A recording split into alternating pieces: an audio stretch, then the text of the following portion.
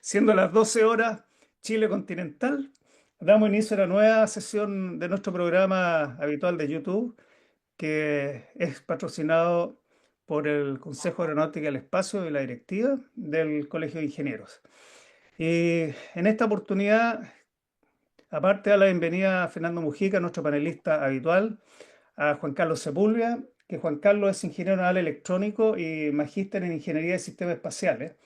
Y va hoy día a hablar sobre el tema de meteorología espacial e impacto tecnológico y en las tecnologías en términos generales. Por lo tanto, vamos a tener dos temas, uno es ese, y vamos a partir con Fernando porque vamos a hablar del accidente, cuál es la situación actual del informe del accidente del Air India. También quiero dar la bienvenida a Roberto Avendaño, director ejecutivo de ETS, y Lino Acuña, también ingeniero de ETS, así que también le damos la bienvenida y como digo, qué bueno que nos puedan colaborar en el día de hoy. Así que Fernando, hablemos, veamos la situación de la India, porque han salido mucha Sí, información y la verdad que algunas son un poco preocupantes y podemos conversar voy a, sobre yo, ellas. buenos días. Quiero partir, digamos, mostrando un pequeño resumen que hice del, del, del, no sé si se ve ahí, Sí, perfecto. un resumen del informe preliminar de accidente del Air India, informe que hizo la Oficina de Investigación de Accidentes Aeronáuticos de la India. ¿Ya? Eh, entonces, básicamente, lo primero que quiero mostrar es un cronograma que extracté del informe Mm. y lo terrible que todo pasó en solo muy pocos segundos, muy pocos segundos. Bueno, primero que nada, a las 8:07:33 le dieron el clearance al avión para que despegara. Y la carrera de despegue partió a las, eh, a las 8:07:37. Estamos hablando de horas UTC o GMT, como se usaban. A las, eh, a las 8 minutos, 8 horas 8:33, el avión alcanza la V1, que es la velocidad de, de decisión, Mm. 153 nudos indicados. 2 segundos después alcanza la velocidad de rotación y empieza a despegar y, el, eh, y a 4 segundos después los sensores informan que el avión entró en un modo aéreo. Después 30, eh, oh, disculpen que me llaman justo. El, eh, Después, solamente 3 segundos después, alcanza 180 nudos y los sensores indican que el switch de corte de combustible del motor uno pasa de run a cutoff, o sea, de on a off. Sí. Y un segundo después le pasa lo mismo al 2. Mm. En el intertanto, en la grabación de cabina, uno de los pilotos se escucha que está preguntándole al otro por qué efectuó el corte. El otro piloto le responde que él no lo hizo. Estos son palabras textuales de lo que aparece en el informe, ¿ah? Sí. No aparece no han mostrado propiamente tal lo que hablaban. Mm. 9 segundos después de eso, del segundo corte, eh, a ver, no es segundo, bueno, eh, se muestra que el switch de combustible del motor 1 pasa de cutoff a run. Y Claro. 4 segundos después le pasa lo mismo al segundo al segundo motor. mm, Y después aparece en 9 segundos después que uno de los pilotos transmite por la radio Mayday, Mayday, Mayday. mm. Y casi inmediatamente el sistema deja de grabar. Mm. El Porque quería informe sonar aparece. algo, Fernando. ¿Mm? Quería sonar algo que es bien interesante porque en el reporte, el mismo reporte que tú tienes ahí, se habla de que la RAT, ¿ah? Que es la turbina que se despliega en forma automática ante la falla hidráulica, falla motor y falla eléctrica, se desplegó casi una vez que el avión levanta nariz y está en el aire, en el liftoff que se llama. Y es Después del algo, corte. claro, exactamente, muy, muy extraño. No, no, no, no, no, no es extraño. Lo que pasa es que se corta el motor y como el sistema sensa de que no hay, no hay energía, no hay energía, o sea, no hay el motor para poder producir la energía, despliega inmediatamente hacen dos cosas, despliega el RAN Mm. y además abre la puerta del APU para Sí, echarlo a andar. O sí. sea, se supone de que cuando quedas sin energía, necesitas energía ¿cómo se llama? Para todo. Entonces, Mm. por eso se abre el RAN. No, no es Claro. que se Lo abra que pasa, antes. claro, lo que pasa, a ver, voy a aclarar mi opinión. No es que, a ver, raro es porque esas cosas no deben ocurrir cuando el avión va despegando. ¿Mm? O sea, jamás se va a desplegar una RAT cuando el avión despega, salvo estas condiciones que son extremadamente extrañas, muy extrañas. Claro, corte motor, cuando tú vas despegando es algo absolutamente inusual, ni siquiera cuando un piloto está haciendo simulaciones de situaciones, voy a decir, de emergencia, pero jamás en un despegue. Esa es la situación que la encuentro sumamente extraña. Claro, no, por eso, sí. A ver, voy a seguir mostrando algunas cosas que Ujú. muestra el informe.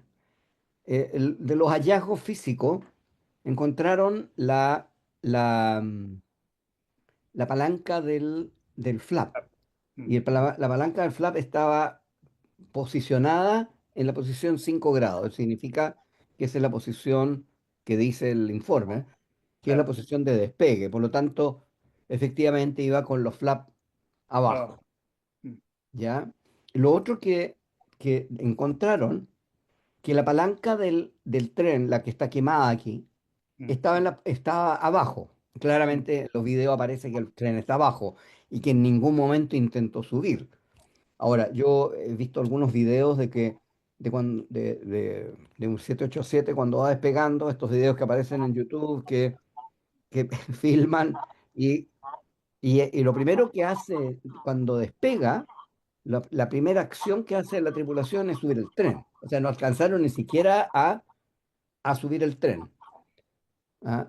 A mano derecha, aquí en la pantalla, está cómo es la palanca del tren normalmente. ¿Ya? Y acá están la... A ver, espérate. Sí. Y acá está lo que todo el mundo está hablando hoy día. Las- mm, Aquí está ¿cómo se llama? El panel central del 787. Aquí están las palancas del thrust.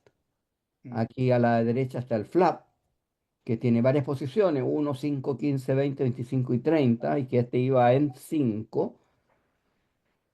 Aquí está el speed brake, y acá están los botones, los switch que pueden pasar de cut off, que significa off en algunos casos, y run, que es on en otros casos. Eso parece que es en los A320.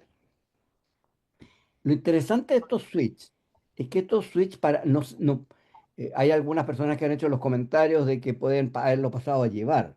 claro. Realmente estos switches funcionan de esta forma. ¿Ah? Esto lo encontré, digamos, el tipo de switch que son. Los switches que para moverlo hay que levantarlo como aparece en el dibujo y moverlos hacia abajo, hacia atrás, o levantarlos y moverlos hacia... ah, levantarlos y moverlos hacia adelante. O sea, no tienen ese otro juego. Hay también un análisis que dice que ha habido algunos problemas con algunos switch, pero, pero los comentarios que he leído en varios blogs de mecánicos o pilotos que han trabajado en aviones que utilizan muchos de estos switch, que son aviones militares o aviones civiles, nunca, personas que han trabajado muchos años, nunca han encontrado un switch que queda con daño de, de, de, de no, de moverse solo, Mecánico. menos dos al mismo tiempo. Ahora, si yo hago un análisis, y aquí voy a terminar para que lo conversemos, si yo hago un solo análisis, bueno, es que si hubiera sido eh, que se hubieran pasado a llevar los switch, se habrían desconectado los dos al mismo tiempo. Pero aquí hay un segundo en la desconexión de uno y el otro, que es el segundo en el cual la persona los movió. Este es el resultado de la investigación. Estos son solamente todo lo que la gente de este organismo indio presentó. ¿Ah? No hay ningún análisis de qué pasó, quién fue el piloto que lo movió, etcétera. Pero es un poco la idea. Voy a dejar de compartir. ¿Cómo se hace eso? Parece que Disculpa, ya dejé de Fernando. compartir, ¿no? Hola, buenas tardes a todos. Hola, Hola, Fernando. Rodrigo. Ya, no Sesión. sé, ya dejé de compartir. Sí, Sí, está firmado. sí, Ya. déjate compartir. Así que Una ese es el consulta, tema. Es muy interesante, es un caso muy crítico. Así que yo lo dejo abierto a que conversemos del tema. Fernando. Había salido una versión por ahí de que hace unos años atrás se había hecho una advertencia en referencia a la posible falla de estos switch. ¿Recuerdas tú algo de eso? Sí, aparece también en el informe. Yo lo revisé. Son advertencias de que el switch pueda tener alguna falla interna y que hay que revisar porque estos switches se utilizan, no el mismo switch, pero modelos distintos se utilizan en distintos aviones. En el mismo documento, que es un advisory, solamente una recomendación de aeronavegabilidad de la FAA, hace que se verifique que,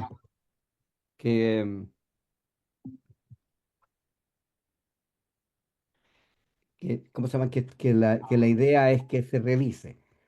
pero es del 2018, así que estamos hablando hace harto tiempo y no ha habido otro. Ahora, y es un tema que conversé el otro día con alguien. Por ejemplo, ¿se acuerdan de la falla del asiento del piloto que le ocurrió a la TAM el año pasado? Bueno, Así es. cuando ocurrió eso, si hubiera habido un problema serio que no se había visto, la FAA inmediatamente tira una D. Como pasó Mm. hay una D, por ejemplo, el año pasado, de agosto, que ordena revisar el switch que, que se activó, ¿cómo se llama? El que le activaron al piloto.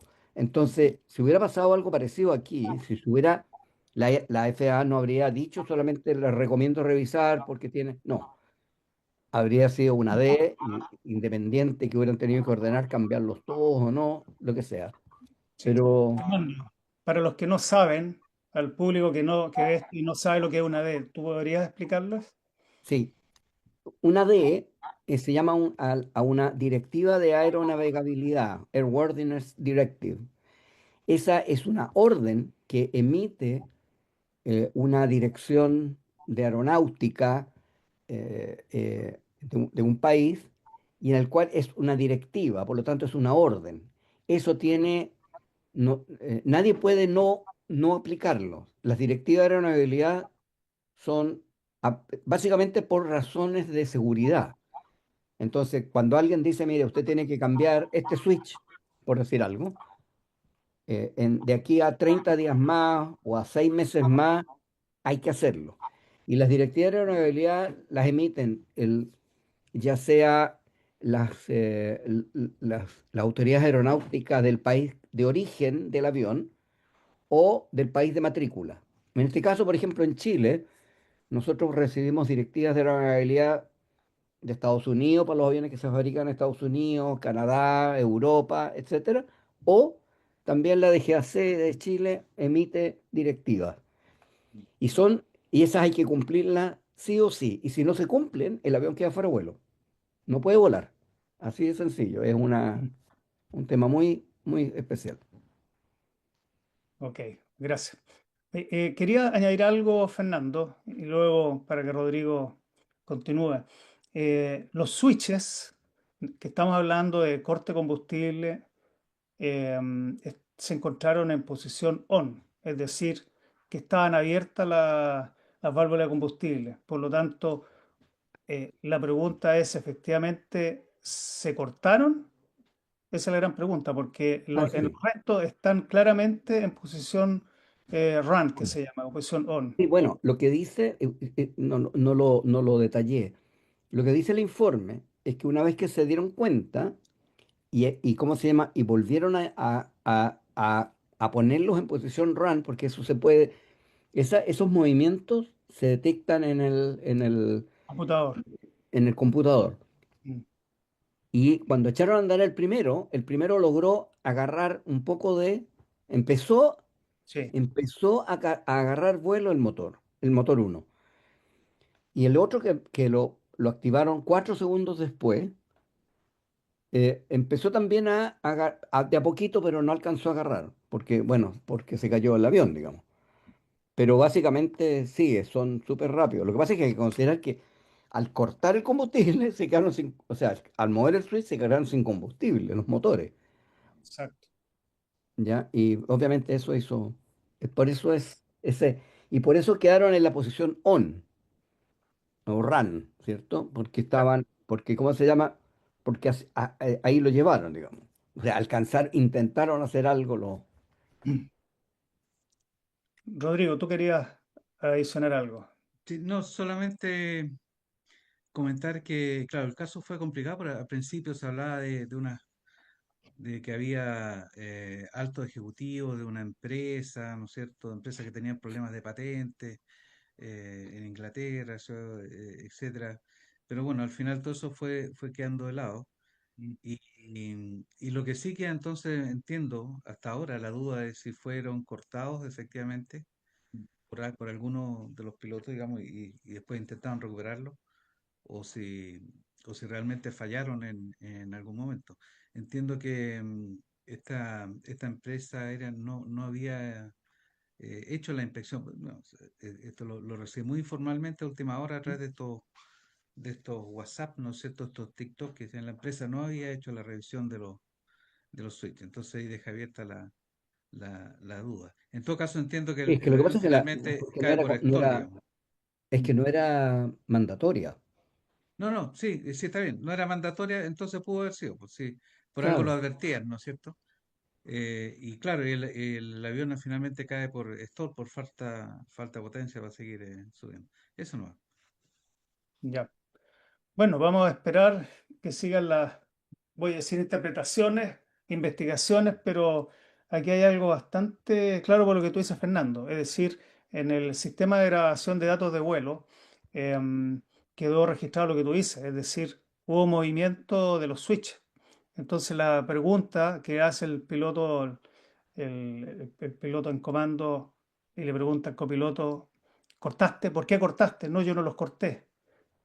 Suena finalmente algo muy, muy difícil de explicar. O sea, no sé si vayamos a tener una explicación a futuro, pero las evidencias indican lo que acaba de mencionar Fernando y tú, Rodrigo. O sea, hubo un corte y después se activaron en posición RAN las válvulas. Ahora, para la gente que no entiende mucho sobre los sistemas de combustible de aviones, básicamente una electroválvula, una válvula.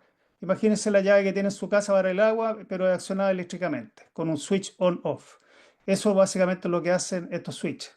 Dan el combustible, permiten el paso de combustible o cortan el paso de combustible. Y se corta el paso de combustible, es lo mismo que le pasa a un automóvil. Usted le corta el paso de combustible, el motor se va a detener. Así de simple.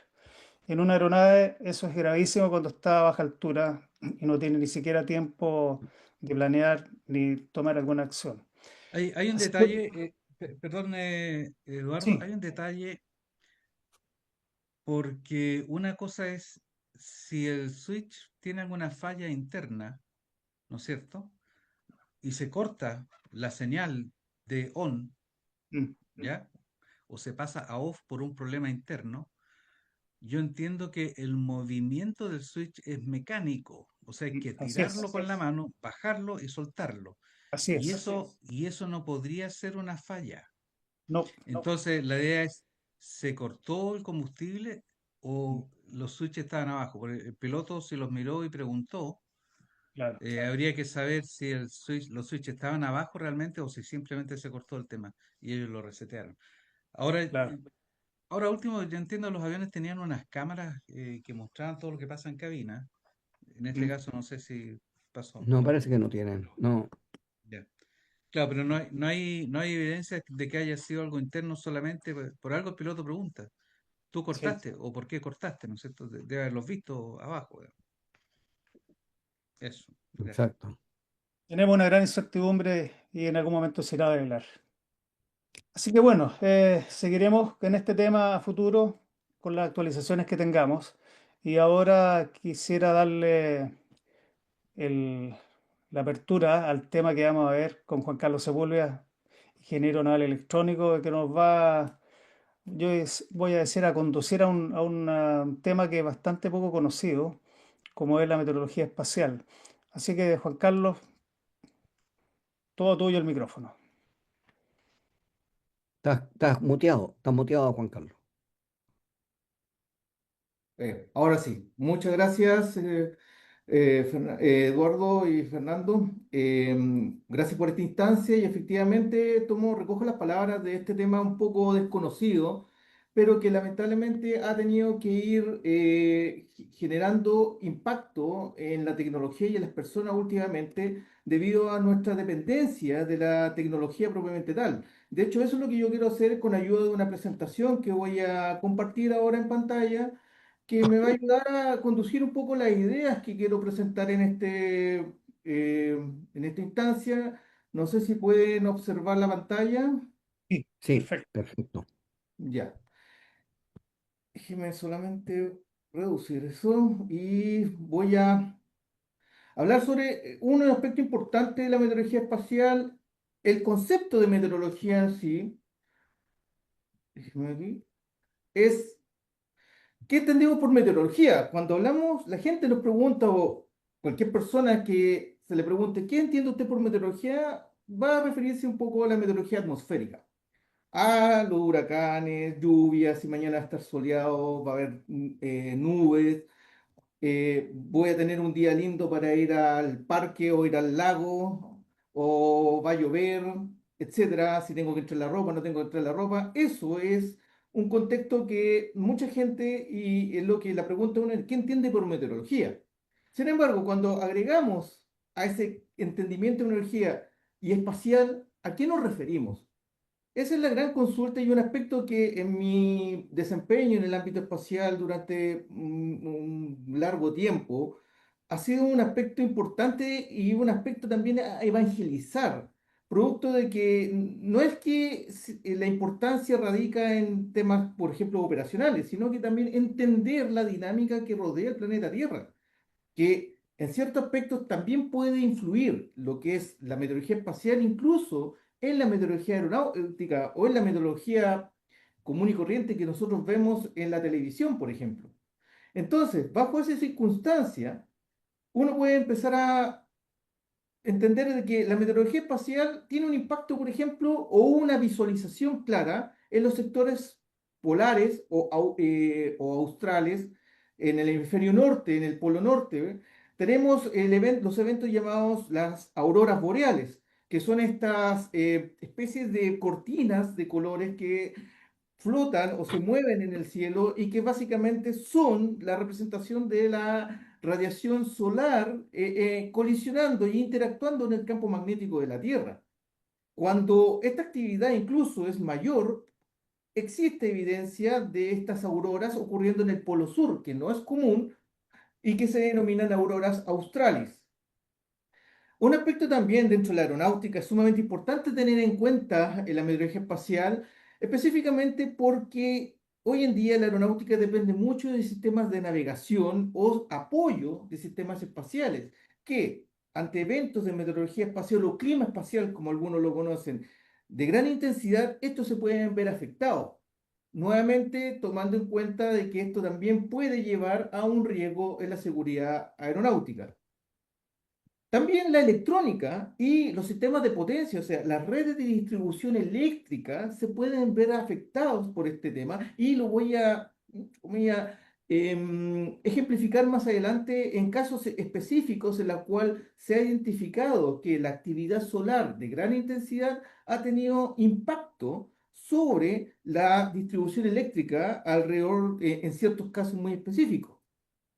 Y finalmente también, hoy en día todos tenemos una facilidad de acceder a servicios como por ejemplo Google Maps, Waze, que usan como referencia para nuestra ubicación y nuestro desplazamiento sistemas espaciales que pueden verse afectados por actividad solar, dejando incluso en ciertas ocasiones áreas completamente sin señal de GPS o sin señal de navegación producto de alguna actividad solar.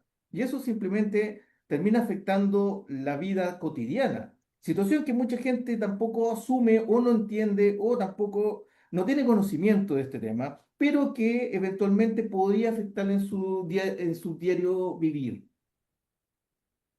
En este contexto, me gustaría tomar estos tres puntos, que uno es el medio ambiente espacial. ¿Qué es el medio ambiente espacial como tal? ¿Qué desencadena en los conceptos de meteorología, que es la forma de predecir, prospectar este comportamiento? ¿Cómo se monitorea o cómo es la forma de conocer lo que está ocurriendo y los efectos que pueda tener y que ha tenido en el planeta Tierra, directamente en la tecnología como tal? Entonces, ¿qué medio ambiente o clima espacial, la RAE o incluso las traducciones del idioma inglés, weather, space weather, pueden llevar a medio ambiente espacial como un aspecto mayor, o el clima espacial es como cuando hablamos algo de más local, algo, por ejemplo, el planeta Tierra? Y medio ambiente espacial es un poco más amplio, estamos hablando del planeta Tierra, sus órbitas o incluso su extensión hacia otras partes del sistema solar. Pero el planeta Tierra se encuentra supeditado al comportamiento de su estrella más cercana, que es el Sol. 150 millones de kilómetros nos separan de esta estrella, pero también estamos supeditados en menor medida, sí, a la radiación espacial, producto, por ejemplo, de una supernova o de alguna actividad espacial de gran energía que también llega y atraviesa la atmósfera de la Tierra. Ambas tienen la actividad solar con esta actividad del espacio profundo, tienen diferentes niveles de impacto en el planeta, porque situación que lo voy a explicar un poco más adelante el por qué. Y es así, por ejemplo, que tenemos esta imagen en la cual podemos observar el planeta Tierra, que se encuentra acá, y sus capas atmosféricas internas propias de la atmósfera, que en una de las partes más externas está asumido como la ionosfera y la magnetosfera, que es el campo magnético de la Tierra. Pensemos la Tierra como una especie de gran imán, con un polo norte y un polo sur, en la cual se existen líneas de campo que se van proyectando tanto a nivel atmosférico como fuera del planeta Tierra, pero que sirven, aparte para, por ejemplo, lo más común para nosotros es la brújula. La brújula funciona alineándose a las líneas de campo del campo magnético de la Tierra. Pero este campo magnético de la Tierra, más allá de ayudarnos a la ubicación magnética, navegación de las más antiguas que existen, es un campo de protección.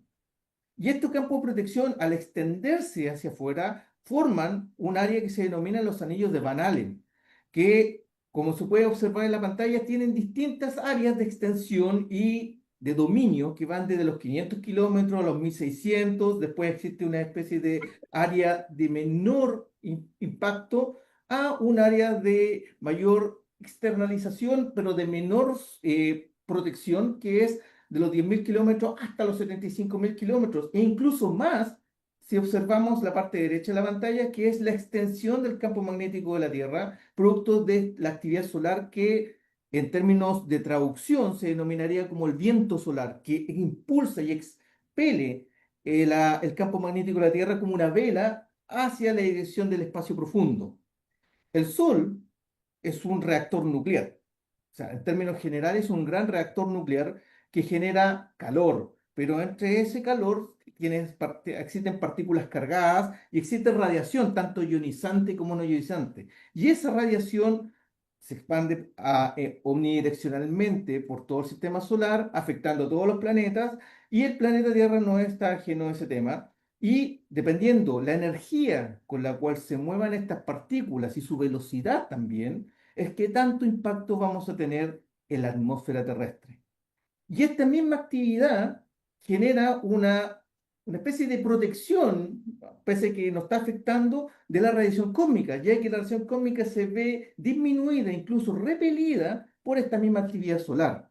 No sé si hasta ahora ha sido claro un poco la explicación, si hay alguna especie de consulta que podemos Va muy tener. bien. Pero quería, sobre todo para la gente que no está muy interesada en esto, hacerte dos preguntas. Ujú. Uno, ¿qué pasaría si no existiera el anillo Van Allen o los anillos Van Allen? Y la segunda, si tú nos pudieras explicar la diferencia entre la radiación ionizante y la no ionizante. Ya. Efectivamente, mira, un ejemplo claro de la primera pregunta es: ¿qué pasaría si no existe el cinturón o sea, los anillos o cinturón de Van Allen, como se le conoce también? Es ver el planeta Marte.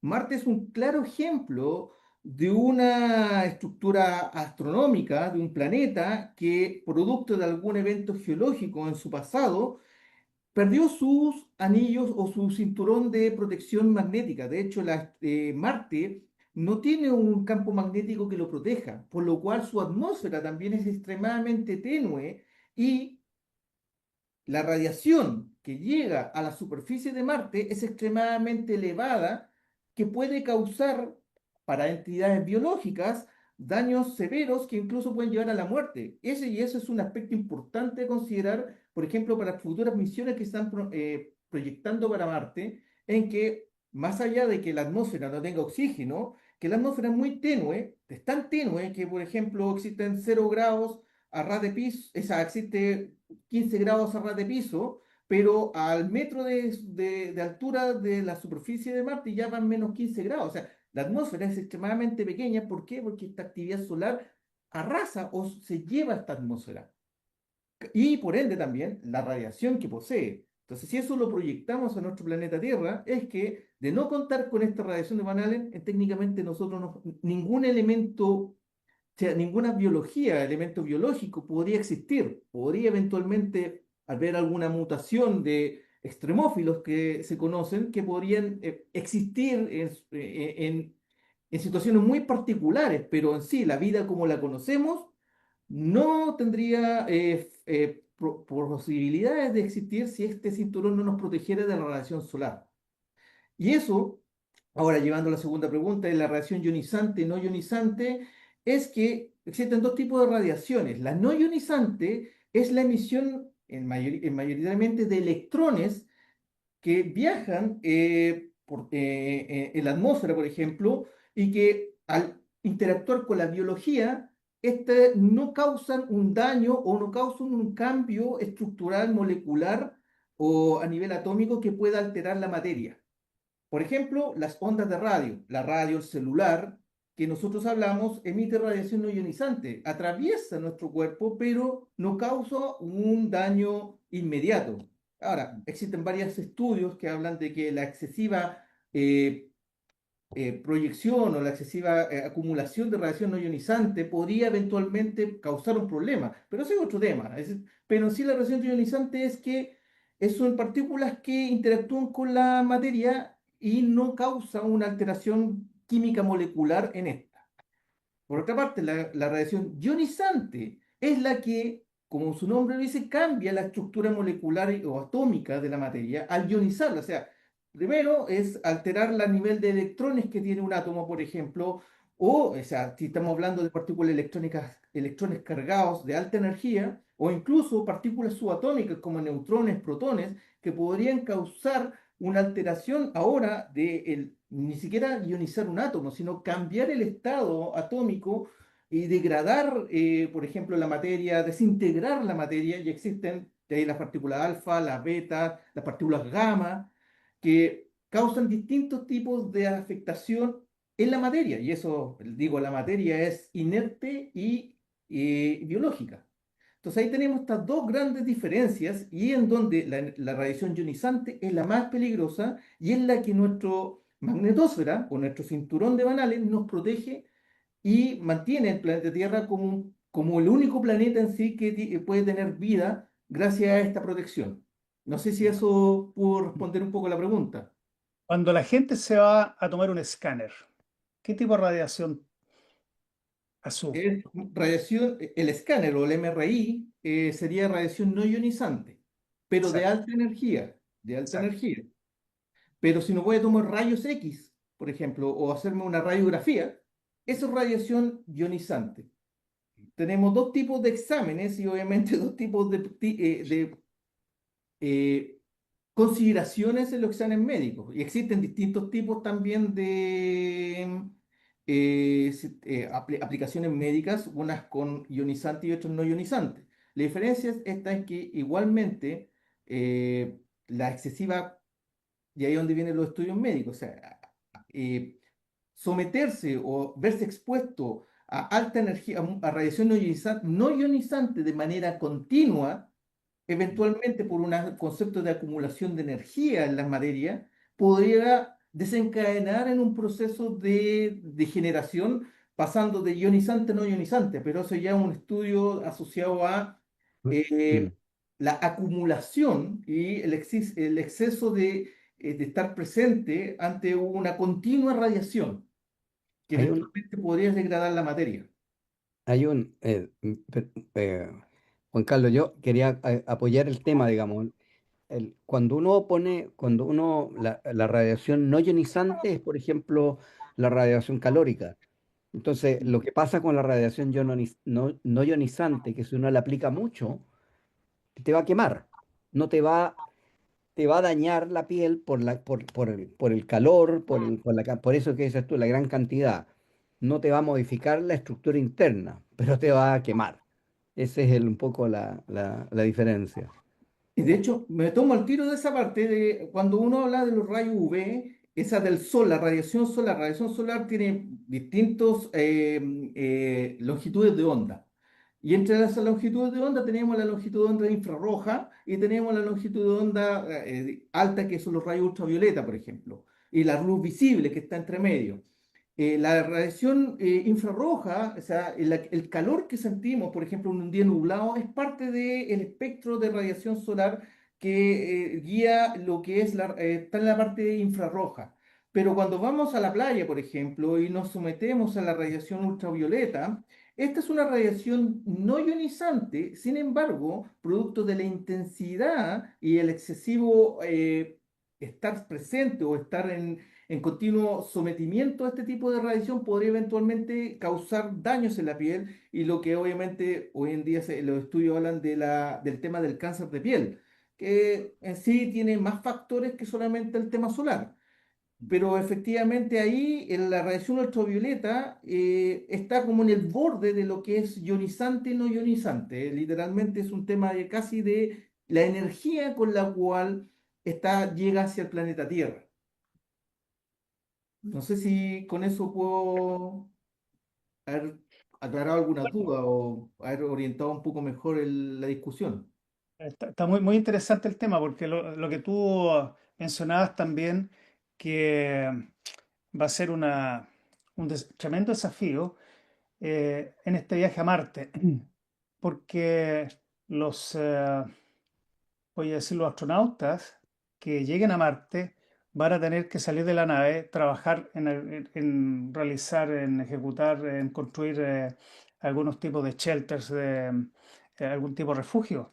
Por lo tanto, la vestimenta que usen va a tener que ser capaz de soportar toda esta radiación no ionizante, si no, esa gente no va a volver viva al planeta Tierra. Bueno, tocando un punto más cercano, o sea, viendo esta misma imagen que tengo acá, tenemos la Estación Espacial Internacional y es un aspecto que siempre cuando hago clase pregunto respecto a por qué la Estación Espacial Internacional o la Mir en su tiempo o todas estas misiones tripuladas de larga estadía en la órbita terrestre se encuentran en 400 kilómetros de altura, que es, uno puede revisar el historial de todas las misiones tripuladas excepto las que llegaron a la Luna, por ejemplo, pero todo el resto se concentran en la región de los 400 kilómetros de altura. Y eso es un aspecto importante a destacar, producto que se encuentra bajo el anillo interior de Van Allen. O sea, la radiación solar tiene que traspasar el anillo exterior y después tiene que volver a traspasar el anillo interior. Situación que a los 400 kilómetros de altura existe una protección natural para la radiación ionizante y no ionizante que el Sol emite. O sea, no es una protección completa, porque ahí en los diseños de la Estación Espacial Internacional tenemos paredes blindadas, trajes, cuando los astronautas hacen sus caminatas exteriores, trajes blindados para ayudar a disminuir la absorción. Y aún así, los astronautas, por eso son 6 meses en órbita, es por su exposición a la radiación espacial. Porque pese a todos estos blindajes, aún así, el nivel de radiación que sufre un astronauta a 400 kilómetros de altura es muy superior al promedio que podría tener cualquier persona. E incluso también los pilotos comerciales, producto de sus vuelos continuos, sus constantes misiones, también tienen un aspecto médico que tienen que tener en consideración, que es la absorción de mayor nivel de radiación, igual que sus pasajeros, producto de que estar volando a 30.000 pies de altura, por ejemplo, los deja fuera de gran parte de la densidad atmosférica que también la atmósfera, las partículas, el nitrógeno, el oxígeno y todos los gases y partículas que están en suspensión en la atmósfera ayudan a absorber o a disminuir este nivel de radiación. Entonces, entre más subimos, más estamos sometidos a la radiación espacial. Entonces, un aspecto importante es que los astronautas llegan hasta 400 kilómetros de altura porque es la altura de seguridad para operar en la órbita terrestre por largo periodo de tiempo. Si queremos pensar en ir a la Luna nuevamente, o en ir a Marte, o cualquier otro tipo de exploración espacial humana, se tiene que considerar distintos niveles o procesos de protección, tanto en las naves espaciales o los dispositivos que se construyan para este efecto, y trajes y elementos que nos permitan asegurar la vida de estas personas que van a viajar al espacio. Ese es un aspecto importante a tener en consideración. Aprovechando el tema, está la existencia de las tormentas solares. Sí. ¿Qué mecanismos de detección de la tormenta, porque son segundos prácticamente antes que lleguen a la estación solar o a una nave que esté volando en el espacio? ¿Qué mecanismos hay para detectar la tormenta solar y poder protegerse? Hay mecanismos, de hecho lo tengo considerado un poquito más adelante, pero hay sensores orbitales, tanto en órbitas cercanas a la Tierra, como también en ciertas órbitas que se llaman los puntos Lagrange, que son órbitas que se encuentran definidas, son cinco puntos Lagrange, en la cual son puntos en donde la sumatoria de las fuerzas gravitacionales, por ejemplo, tienden a, entre comillas, a estabilizarse y que un objeto que esté en ese punto se mantenga lo más estable posible. Y ese es uno, por ejemplo, la Lagrange 1, tenemos la Lagrange 1 y la Lagrange 2, que son 150.000 kilómetros, aproximadamente 0,1 unidad astronómica, que se encuentra, por ejemplo, en este lado, en este sector entre la Luna y la Tierra. Es una posición en la cual si yo pongo un objeto en ese lugar, se va a mantener constante en esa órbita y en esa posición por un largo, me equivoqué, corrección, el Lagrange 1 son 1,5 millones de kilómetros, me quedé corto, 1,5 millones de kilómetros, en la cual se posicionan satélites o sistemas espaciales muchos de los cuales se encargan de, en el Lagrange 1, que está acá mirando hacia el Sol, a estudiar el Sol, y el Lagrange 2, que es por el lado opuesto, son los que, por ejemplo, estudian el espacio y hacen un mapeo como por ejemplo lo que fue la misión Gaia de la Agencia Espacial Europea. Entonces, muchos de estos sensores solares se encuentran ubicados o en la órbita terrestre o en el punto Lagrange. Y hay otros, por ejemplo, la Parker Solar Probe, que es esta sonda que se está viajando hacia el Sol, está avanzando hacia la heliosfera, también emite o sensa y transmite esta información a la Tierra, y eso nos permite tomar medidas. Efectivamente, tenemos que considerar que hay dos tipos de radiación. La radiación electromagnética no ionizante, generalmente formada por fotones y electrones, se acercan mucho a la velocidad de la luz, obviamente los fotones y los electrones dependiendo de otras interacciones que en teoría podrían demorarse desde una eyección solar hasta la Tierra 8,3 minutos. Sin embargo, la radiación ionizante, que va con partículas con masa, estas viajan a una fracción de la velocidad de la luz, permitiendo que este viaje pudiese llegar a durar horas o incluso días, dependiendo de la energía y la masa de estos objetos. Y esto también permite entregar ciertos niveles de alerta, los voy a tocar en unos slides más. Ok.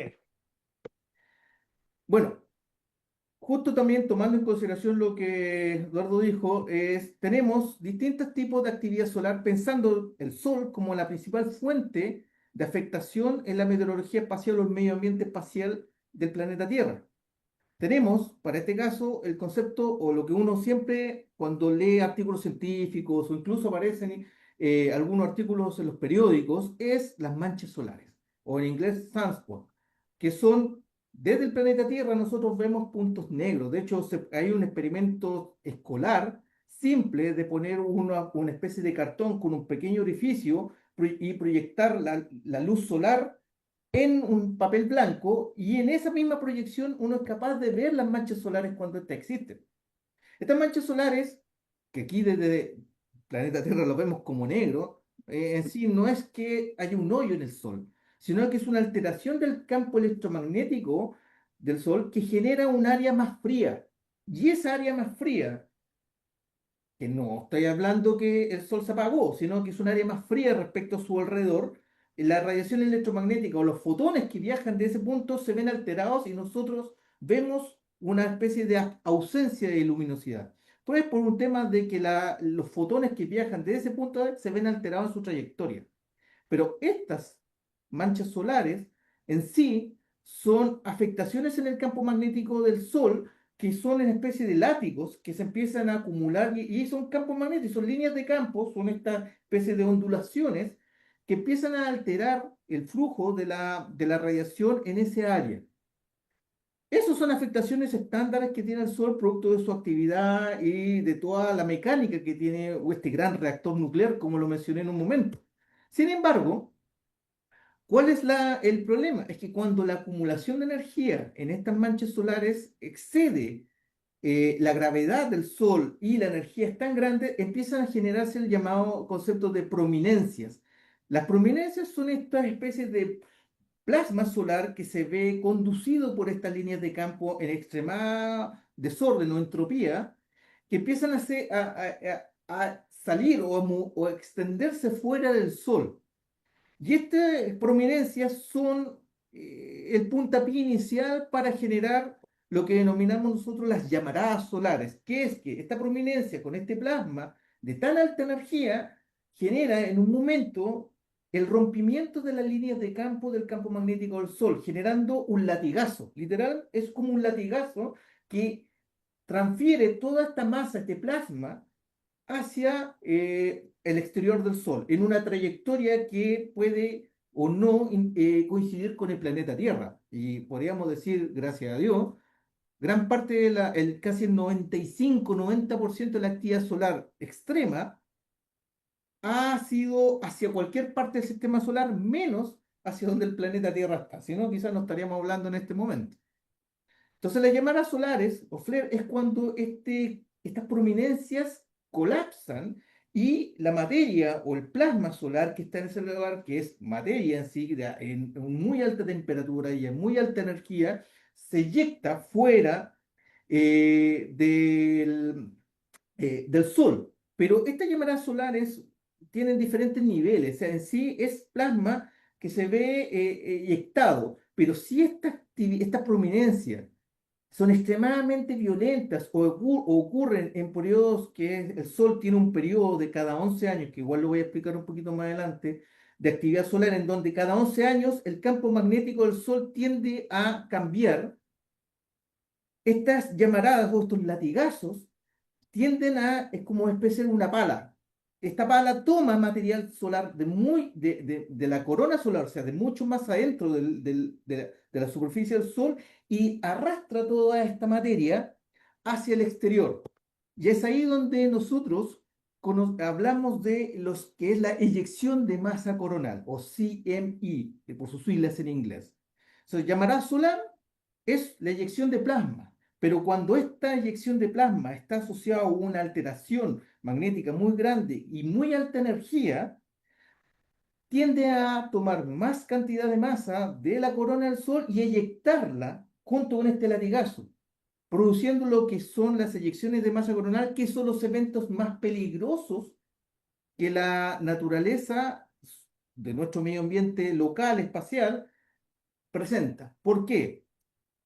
Porque básicamente, si es una de estas eyecciones solares de gran energía que se tiene conocimiento, porque han observado aquellas que no apuntan a la Tierra, pudiesen eventualmente golpear, incluso hay teorías que hablan de que parte de las múltiples extinciones masivas que ha tenido el planeta Tierra, podría al menos una, haberse debido a una actividad solar extrema. Entonces, eso es algo importante tener en consideración y obviamente tener en el planeta Tierra, obviamente, medidas para hacer frente a este caso. Y es así, por ejemplo, que, como lo dije, el Sol tiene una dinámica en la cual su campo magnético, en términos generales, cambia, hace un shift de norte-sur, sur y norte, empieza a cambiar, y este proceso de cambio ocurre cada 11 años, promedio. Este estudio solar siempre ha sido, el Sol ha sido un enigma y un ámbito de estudio histórico. Sin embargo, desde mediados del siglo XVIII, es 1752 aproximadamente, se empezó a tomar el registro de la actividad solar y se identificaron periodos de 11 años en la cual aumentaban los puntos, las manchas solares y en otras disminuían las manchas solares. Entonces, en función de este indicativo, se empezaron a tomar en consideración estas acumulaciones de manchas solares, generando lo que hoy conocemos como el ciclo solar, 11 años. Y desde 1750 aproximadamente hacia la fecha han ocurrido, estamos en el siglo 25. Esta imagen muestra el siglo 24, en la cual solamente por acumulación de manchas solares, uno puede observar, por ejemplo, que en 1960 existió una alta actividad solar, producto de la acumulación de manchas solares, incluso en 1780, y en esta área que también ocurrieron una acumulación mayor de actividades solares que coinciden también con algunos eventos registrados por historiadores, por científicos, por ejemplo, de tener presencia de auroras boreales en latitudes más ecuatoriales, situación que en términos normales no existe. O sea, yo no veo una aurora boreal en Miami, pero hay registros, por ejemplo, de que sí han habido presencia de estas auroras. Por ejemplo, los chinos, que en su lugar más al sur, han registrado y han pintado eventos en los cuales el cielo es como lenguas de fuego, y no asociado perdón, a que haya existido lluvia de meteoritos, sino a auroras que se hayan presentado. Y eso demuestra una actividad intensa solar, en lo cual probablemente parte de una eyección de masa coronal haya golpeado la Tierra en ese instante.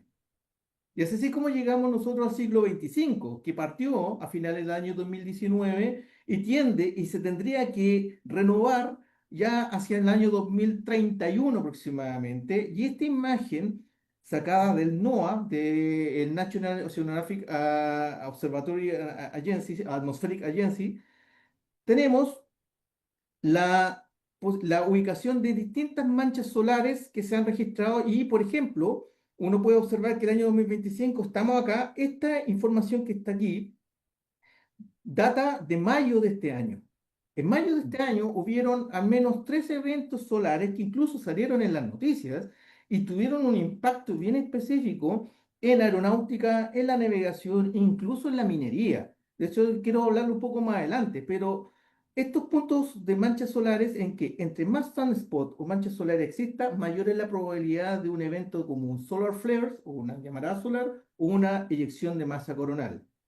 Ahora, este gráfico nos muestra algo importante. Estamos llegando ya en el año 2025 al pic estimado de actividad solar para este periodo, que se ha caracterizado por ser mucho más intenso que los periodos anteriores. Voy a regresar un poquito más atrás, ya que podemos ver que el ciclo 24 ha sido uno de los menores de los que se tiene registro desde que se toma en consideración.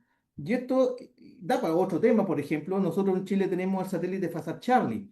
FASAT Charlie lleva 13 años en órbitas y un aspecto importante de su permanencia en órbita y funcionalidad es porque la actividad solar durante su lanzamiento y gran parte de su periodo de vida fue mucho menor a la anticipada, situación que ha permitido realizar menos correcciones orbitales, menos posibilidades de sufrir un daño irreversible por radiación, etcétera.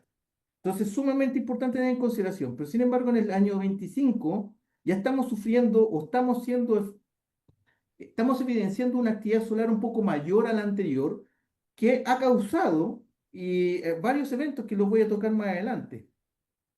Pero también no quiero dejar de lado algo que, más allá del Sol, también nosotros tenemos la posibilidad de sufrir o de ser testigos de la interacción de partículas cargadas de alguna actividad solar, de alguna actividad del universo, del espacio profundo violenta. Supernovas, agujeros negros, etcétera, que emiten distintos tipos de partículas, tanto subatómicas como atómicas, que eventualmente pueden llegar al planeta Tierra. Una de esas partículas, por ejemplo, son los llamados neutrinos. Y algo también importante, nuevamente, que tenemos que tomar en cuenta es lo mismo que pasa con el cinturón de Van Allen. Nuestro Sol, por más beligerante que sea con nosotros en términos de radiación, paradójicamente también es nuestro gran protector. Hoy en día, ya hace un mes atrás, salió en las noticias el estudio de la Voyager 1 que está, y de hecho, esto es una imagen un poco más antigua, pero ya el Voyager 1 se encuentra, eventualmente pasó la heliopausa, que es esta área donde el Sol deja de tener influencia, y los sensores de la Voyager 1 detectaron un área de extrema alta temperatura para posteriormente llegar a un área totalmente nueva, sin temperatura, sin radiación mayoritaria, que muestra que el Sol extiende su fuerza o extiende su nivel de radiación hasta incluso áreas mucho más allá de los planetas que se encuentran, por ejemplo, Plutón, del microplaneta Plutón, o de Urano, Neptuno, y mucho más allá, aquí, millones de kilómetros más allá, esta acción, esta heliopausa, este sistema de radiación solar nos permite protegernos de posibles eventos catastróficos o radiaciones extremadamente violentas que puedan afectar el sistema solar interno. Y eso es sumamente importante tenerlo en cuenta, porque también nuestro Sol es el otro nivel de protección que tenemos nosotros ante posibles eventos que podrían, esto ya es teoría, también generar afectaciones mayores a los planetas que se encuentran en el sistema solar. Y eso yo lo puedo demostrar aquí rápidamente en distintos tipos de radiaciones, por ejemplo, cósmica, que son protones libres que vuelan, que al interactuar con la atmósfera se dividen o se dividen en partículas subatómicas que decaen e incluso atraviesan el planeta Tierra. Y una de esas, por ejemplo, son los neutrinos. Los neutrinos que científicamente a nosotros actualmente, hoy en día, ahora nosotros estamos hablando, están atravesándonos millones de neutrinos ahora, acá, frente a nosotros. Nosotros no los vemos y son inocuos para la vida, por lo menos hasta ahora dentro de todos los estudios se han hecho. Y es aquí donde está la parte más paradójica. La humanidad ha tenido que crear tecnología para poder medir o poder detectar estos tipos de partículas que tienen que su detección y su estudio son sumamente valiosos para la ciencia y entender cómo funciona el universo.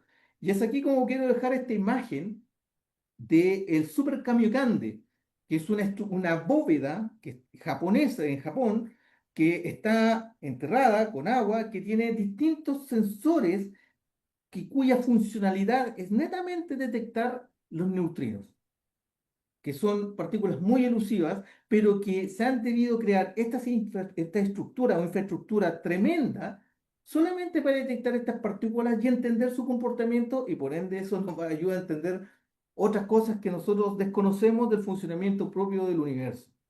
Así que esto no lo muestro solamente con parte de información, pero de que sí hay un efecto, hay un evento de radiación espacial que atraviesa el planeta Tierra, pero que en términos estadísticos son descartables en términos para pensar en un nivel de afectación sobre la tecnología, sobre la biología. No sé si hasta ahora ha sido claro o han habido algunas consultas. Hasta ahora parece que no. Si hay Perfecto. alguna consulta, algún tema Por eso yo para... ahora sí, quiero pasar al área de monitoreo, o sea, para responder la pregunta que se hizo hace un rato atrás respecto a cómo se hace este monitoreo de la radiación espacial. Bueno, esta es una imagen en la cual aborda el concepto de solar tsunami, es un aspecto también, es una cuña científica que usan los meteorólogos espaciales, que hablan de que cuando hay llamadas solares o hay eyecciones de masa coronal, se genera una especie de ripple con energía, que es un tsunami de partículas que se esparcen alrededor del Sol, y algunos de ellos pueden llegar al planeta Tierra, pensando que el Sol, cuando hace una eyección de masa coronal, sería un análogo de un terremoto, y esta masa es un tsunami.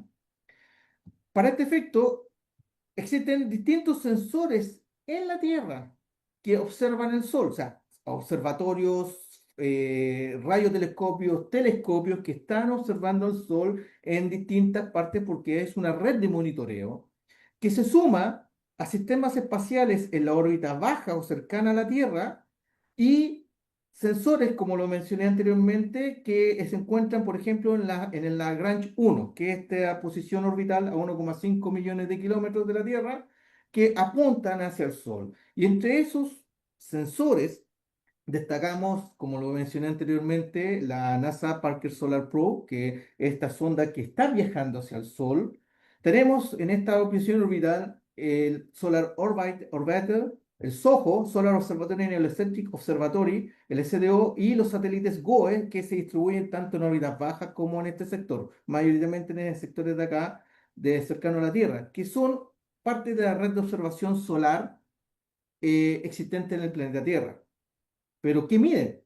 O sea, ¿cómo se mide una eyección de masa coronal? ¿Cómo se mide la radiación espacial? Para ese efecto, existe un concepto creado que se denomina el índice planetario o el KP Index. El KP Index es un índice que muestra el estado geomagnético de la Tierra, o sea, el comportamiento de este cinturón de Van Allen y este campo magnético de la Tierra que nos rodea. Es un indicativo de que entre más excitado esté este campo magnético, mayor es la actividad solar que existe y por ende mayores posibilidades de afectación en la superficie de la Tierra puede ocurrir, o en los sistemas espaciales que operan en las órbitas cercanas a la Tierra. Este KPI Index obviamente tiene distintos tipos de medición que va a una escala de 0 a 9, y que se basa específicamente, ¿y cómo se mide? Es el nivel de radiación solar en torno a la velocidad de las partículas que viajan desde el Sol hacia la Tierra y obviamente el cambio en las constantes de medición del campo magnético de la Tierra. Esta es una imagen de actualmente que obtuve desde el NOAA, desde el sitio del NOAA, que partió su medición el 16 de julio, cada 3 días, un periodo de 3 días, y hasta el 19 de julio es este periodo de medición en donde uno puede observar que hasta el valor número 5 se considera una actividad normal solar, que no tiene mayor impacto si la vida y la operación electrónica, comunicaciones radiales, no se va a ver afectada. Sin embargo, cuando este valor supera o llega al número 5 hacia arriba, empezamos a tener otro tipo de comportamientos y otro tipo de afectaciones a las distintas actividades que la humanidad realiza en el planeta Tierra. Por ejemplo, también, y como la meteorología atmosférica lo indica, también existe el pronóstico de la meteorología espacial, que en función de la observación del Sol uno puede decir, no, actualmente a 3 días el Sol se va a comportar de esta manera. Y esta es la proyección a 24 horas, partiendo hoy día. La última observada, o sea, anoche o ayer, fue una actividad normal solar, una actividad normal en la pronosticada, e incluso se pronostican a 3 días. Y podemos observar aquí un pequeño pic de actividad, producto de que obviamente el Sol está en su máximo solar y puede tener ciertos niveles de solar flare o llamadas solares que te ocurren, pero cuya intensidad o la proyección de esta llamada solar no llegue directamente a la Tierra. Pero nuevamente, ¿cómo monitoreamos el clima? Existen 3 tipos de monitoreo o 3 tipos de clasificación para la actividad solar o el clima espacial. Una son el concepto de las tormentas geomagnéticas, que son esta afectación al campo magnético de la Tierra, que puede afectar, como lo indica acá, sistemas de potencia, o sea, la distribución eléctrica, los sistemas espaciales, la operación, dejar sin operación, dependiendo del nivel de intensidad, sistemas espaciales o las señales que estos sistemas espaciales transmiten hacia el planeta. Y otros sistemas, por ejemplo, afectaciones en comunicaciones como HF, VHF, la navegación satelital o los sistemas de aumentación de GNSS, por ejemplo, para la aeronáutica, pueden verse afectados producto dependiendo del nivel de clasificación que tenga, que son 5, que G1, que corresponde a un KP5, un índice planetario 5, que es una actividad menor, o sea, probable interferencia, probable, algo probable. Pero cuando ya a nivel planetario parte de 6, que estamos hablando de una tormenta moderada, estamos hablando, por ejemplo, de afectaciones en las comunicaciones HF, o sea, la imposibilidad de usar HF para las comunicaciones de larga distancia, por ejemplo, con aeronaves que no tengan, por ejemplo, o con buques que no tengan algún sistema satelital de comunicación o de enlace de datos. Ya hablando de fuerte, que es KP7, o incluso severo o extremo, estamos hablando de afectaciones que pueden eventualmente generar cortes eléctricos, que un aspecto, paréntesis, el apagón que tuvimos nosotros en febrero, más el apagón que ocurrió después en España, hubo una línea investigativa respecto a si esto fue causado también por actividad solar. Es parte de la línea investigativa, pero que eventualmente, y hay registros de que una tormenta solar extrema ha causado cortes eléctricos en gran parte en áreas importantes del hemisferio norte, en este caso producto de que mayoritariamente la red eléctrica preponderante se encuentra en el hemisferio norte. Eh, Tenemos las tormentas de radiación solar, que son en sí estas partículas que viajan y que eventualmente pueden atravesar el planeta Tierra, pueden no verse afectadas o mitigadas por el campo magnético de la Tierra y llegar a la superficie. Y es ahí donde estas tormentas, también medidas de 5 niveles, que coinciden también con el KP Index, podemos aquí incluso tener el tema de afectaciones de entidades biológicas. Y aquí van directamente lo que hablaba sobre astronautas, que hay un método y hay un procedimiento para la Estación Espacial Internacional que ante un evento extremo de radiación solar, los astronautas se tienen que ir a las cápsulas de escape o a las cápsulas que están adosadas a la Estación Espacial Internacional porque ese es el lugar de mayor protección que posee toda la infraestructura de la Estación Espacial Internacional, por ejemplo. Para entidades biológicas también, volar sobre 30.000 pies, 40.000 pies de altura, puede aumentar la dosis de absorción de radiación tanto para pilotos como pasajeros. Obviamente, como para los pasajeros comunes y corrientes de un avión, es un sometimiento mayor a radiación que eventualmente podría ser, no podría tener importancia porque es una afectación o una estar sometido por un periodo muy corto de tiempo. Pero no así, por ejemplo, para los pilotos que tienen, especialmente aquellos que tienen rutas aéreas transatlánticas, transpacíficas, que están volando 10, 12, 14 horas y que eventualmente pueden tener una mayor dosis de absorción de radiación. Obviamente también tiene que ver con la operación de los satélites y aquí incluso también empezamos a tener otros problemas, por ejemplo, las redes de datos pueden verse afectadas. La red eléctrica, los sistemas de observación terrestres, por ejemplo, cuando un satélite, por ejemplo, saca una imagen del planeta Tierra, esta puede venir con daños o afectaciones en sus píxeles. Yo puedo ver píxeles o líneas de píxeles que fueron totalmente eliminadas, ya sea porque se dañó el sensor o porque la información al momento de la captura tuvo este problema o que la transmisión de los datos venga con errores en la información.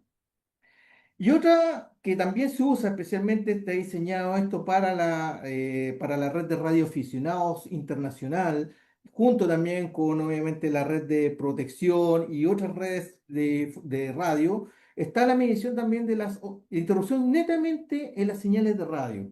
Hablamos de frecuencias desde la MH, SMFS, MHF, VHF, HF, UHF, la UHF no tanto, de la VHF hacia abajo pueden verse afectadas. Y entrando, por ejemplo, en sistemas de radio, televisión. Por ejemplo, yo tengo un sistema, un VSAT, que es un terminal pequeño como estas retail que vende estos platos que uno mismo instala y apunta hacia un satélite de telecomunicaciones para tener televisión. Podrían, en una situación extrema o severa, tener incluso interrupción total de la información que me llega y obviamente yo como cliente me quedaría sin poder ver el partido de fútbol que yo había contratado o que yo quería ver, justo si tengo un problema o hay una actividad solar importante que me va a afectar. Eso es una situación que también tiene un impacto, que tiene un impacto económico, tiene un impacto más comercial. Entonces tenemos estos tres tipos de clasificaciones de impacto de la actividad solar, cada una medida en una escala de 5 áreas de menor a extremo, pero que comparten en términos generales el comportamiento de este KP Index. No sé si quedó claro o fui muy... Quiero hacerte una consulta. ¿Sí? Sí, está bastante claro, bastante amplio y muy interesante la explicación y los antecedentes. La pregunta que tengo es la siguiente. Nosotros tenemos constelaciones de satélites para que funcione el sistema GPS, sistema de posicionamiento global, que Ujú. básicamente son satélites alrededor de la Tierra. Em, ¿Bajo qué condiciones podrían quedar inoperativos per se? No solamente en forma temporal, sino que el daño que se produzca sea tal de que queden inoperativos. ¿Tenemos alguna posibilidad de que eso ocurra? Sí, efectivamente. O sea, pensemos un poco de si efectivamente las tormentas geomagnéticas, las tormentas de radiación solar, nivel extremo, en el término estadístico de registro, hay muy pocas, incluso puedo contarlas con el dedo en la mano, las registradas que hayan llegado a este nivel G5 o S5. Ya. Sí se han acercado un poco a G4, S4, que eventualmente, si es que ocurriese un evento extremo solar que pueda ser catalogado como G5 o S5, aquellos sistemas espaciales que estén sometidos en ese momento a ese aspecto solar, por ejemplo, apuntando, operando en el día, podrían recibir eventos de radiación de tal intensidad que podrían inoperabilizar sus sistemas electrónicos. Y eso ocurrió. La diferencia es que muchos sistemas tienen satélites de spare en órbita. Por ejemplo, el sistema GNSS, que tiene el GPS, tenemos GLONASS, tenemos el Beidou, tenemos el Galileo, tenemos los regionales, los indios, los coreanos, los japoneses. En sus sistemas diseñan sus órbitas para tener satélites operativos y sistemas y satélites que ante un eventual problema el satélite spare asume la responsabilidad o la operación. Hasta el momento no ha existido un evento que literalmente deje inoperativo una constelación completa, pero sí han habido eventos donde efectivamente satélites tanto de telecomunicaciones, de navegación, incluso satélites de observación terrestre u otro tipo de satélites que operan en órbitas más bajas, han terminado inoperativos. Y eso, y hay registros. Y tengo un ejemplo que lo voy a decir más adelante de Starlink, que sufrió la pérdida de aproximadamente 40 satélites al momento de su lanzamiento, que coincidió con una tormenta solar que literalmente frió, o sea, hizo freír los circuitos, en buen chileno, de estos satélites, dejándolo casi inoperativo la totalidad del lanzamiento que se hizo en esa época. Estoy hablando del año 2022. Pero efectivamente, o sea, es un caso y es una posibilidad. ¿Quiénes se podrían salvar? Son aquellos sistemas espaciales que se encuentren en la umbra, o sea, se encuentren en el sector donde la actividad solar no lo impacte en ese momento indicado. Esa es la diferencia y lo que podría eventualmente salvar una constelación de satélites de fallar completamente. Ok. Agradecido. Sigamos. Y ahora quiero llegar a los ejemplos. Y con esto también ya ir cerrando un poco esta exposición, en la cual esta es una imagen que me gusta mucho, la que traigo de la ESA, en la cual explica esta actividad solar. Como ejemplo, aquí tenemos nosotros Coronal Mass Ejection, que es esta gran prominencia con este solar, con este látigo que yo les mencioné, y aquí también este látigo que se rompe y dispara o expulsa material. Tenemos que esta radiación tiene una afectación tanto hacia la vida de los astronautas, los sistemas espaciales que se encuentran en órbita, e incluso, como lo pueden observar acá, tiene un impacto o interfiere con la operación normal, por ejemplo, de aeronaves. Hoy en día, las aeronaves, nosotros tenemos, hoy en día los sistemas inerciales de las aeronaves, en su mayoría de los casos, son sistemas inerciales que dependen de la señal GNSS para su operación. Son mayoritariamente sistemas laséricos que tienen sensores y una arquitectura que no es una IMU, una Inertial Measurement Unit, o una unidad de medida inercial como tal, como la anterior, sino que es una unidad que tiene acelerómetros y que mide la actitud de la aeronave, pero la ubicación de la aeronave en la superficie de la Tierra es entregada por un sistema GNSS.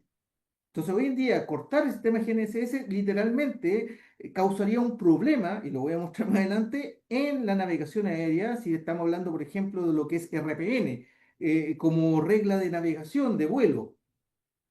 Entonces, ese es uno, pero no solamente el avión se ve afectado, ya que, por ejemplo, los sistemas de extracción de petróleo o aquellas de estas plataformas que se encuentran en sectores extremadamente difíciles de acceso, su única forma de conectividad son las telecomunicaciones. Actividad solar puede dejar sin comunicaciones estas centrales y por ende hay protocolos que establecen de que la producción, por ejemplo, se tiene que detener, etcétera. Los buques hoy en día también tienen una navegación en medio del Atlántico, por ejemplo, hay una parte en el Pacífico que se llama Punto Nemo, que hay un área en donde en aproximadamente 4.000 kilómetros no hay una tierra, no hay humanos, no hay vida, no hay nada que pueda apoyar ante un evento, un problema, una emergencia. Entonces, los buques también dependen de la navegación GNSS para operar, como también de las telecomunicaciones. Hoy en día también, ejemplos de la minería. La minería tiene muchos sistemas autónomos de operación, que este control de flota, en donde son vehículos que tienen un track establecido que se van operando mayoritariamente con la señal de los sistemas GNSS. De no contar con sistema GNSS, este sistema autónomo no funciona. A lo mismo pasa con control de flota de otros vehículos o incluso nosotros como los usuarios comunes y corrientes, vemos afectados que hoy en día, sinceramente, pónganse la mano en el corazón, ¿quién se sube a un auto y no pone Google Maps, Apple o Waze para navegar?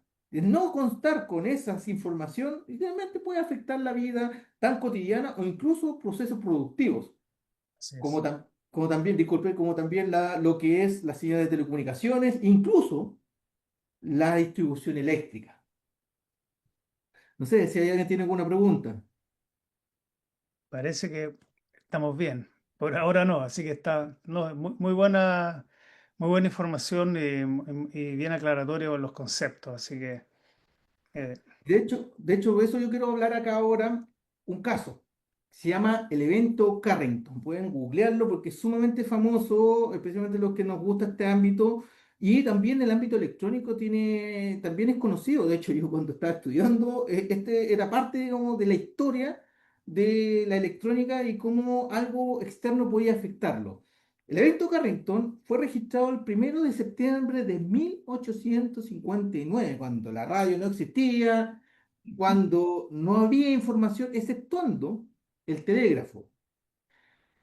Este evento Carrington, que fue un astrónomo que obviamente se fijó en la actividad solar que estaba estudiando el Sol y encontró una gran mancha solar. De hecho, se establece en los registros que esta mancha solar literalmente se podía ver a simple vista desde la Tierra. O sea, obviamente con algún método de protección para mirar el Sol, pero era a simple vista se podía ver un gran agujero en el Sol, que obviamente causó de extrañeza y interés de sus estudios. Este evento, Carrington, se considera como el mayor registrado en la historia que podría eventualmente haber estado catalogado como un evento de categoría 5, o sea, un G5 y un S5, producto del tamaño de la mancha solar, como también de ciertos registros que quedaron en diagramas, en dibujos, en historiadores que, eh, digamos, valga la redundancia, registraron la peculiaridad de lo que ocurrió en ese día, que en sectores donde las auroras boreales no tenían presencia, se observaron. Por ejemplo, esta imagen de Europa, en la parte norte de Europa, estamos hablando, si no me acuerdo, es francesa, que estamos ya a la altura de Toulouse aproximadamente, se registró y se quedó registrado una serie de imágenes donde el cielo se llenó de colores y de olas, que en términos generales representan un aspecto de una actividad de aurora boreal. Los chinos también dejaron registrados este evento también de una serie de oleajes o strips de colores que surcaban el cielo y que obviamente para algunos casos casi fue un evento o un pronóstico de que el fin de los tiempos. Y este evento Carrington también tuvo, aparte de esto, que uno dice, oh, ya, pero aparte de lo bonito del cielo, ¿qué más pasó? Bueno, en ese tiempo estaba la red telegráfica y en Estados Unidos hay registros de que operadores telegráficos sufrieron electrocutación, o sea, golpes de corriente en sus dispositivos, como también el incendio de redes de la red telegráfica por cable en parte importante del territorio norteamericano, producto de que estas redes obviamente transfieren energía y esta radiación básicamente se dirigió a través de los cables causando un aumento en la cantidad de amperes y por ende obviamente causando su daño y también afectando a los operadores telegráficos. ¿Cuál es el punto de este evento? Es que se proyecta que si este evento ocurriese hoy día en sus mismas condiciones, podríamos estar hablando de un caso muy similar al que se preguntó delante, de que la mitad de los sistemas espaciales podrían quedar inoperativos, como también una gran cantidad de situaciones a nivel terrestre, pérdida de transmisión eléctrica, sistemas electrónicos o sistemas de redes podrían verse afectados, incluso eh, es como pensar en una bomba electromagnética, como que haya explotado una bomba electromagnética o una bomba nuclear cercanamente y el golpe de esta radiación de este pulso electromagnético golpeara e inhabilitara gran parte de la electrónica, sin considerar que qué pasaría si este evento pilla un avión en el aire. O sea, los estudios y por ejemplo, los pronósticos o la idea de qué podría haber pasado son múltiples, pero efectivamente, incluso eventualmente podría especularse de que una aeronave podría haber afectado sus sistemas eléctricos y electrónicos debido a la radiación que puede haber absorbido durante un evento como este. Bueno, gracias a Dios, hasta el día de hoy no se ha repetido este tipo de eventos, pero se cree que si esto ocurre de nuevo, las consecuencias podrían ser mayores. Y es ahí donde yo quiero hacer un poco el tema de la evangelización del tema de la meteorología espacial. ¿Por qué es importante ahora? ¿Y por qué nadie? Porque muchas veces también me pregunto, ¿por qué en el pasado a nadie le importó?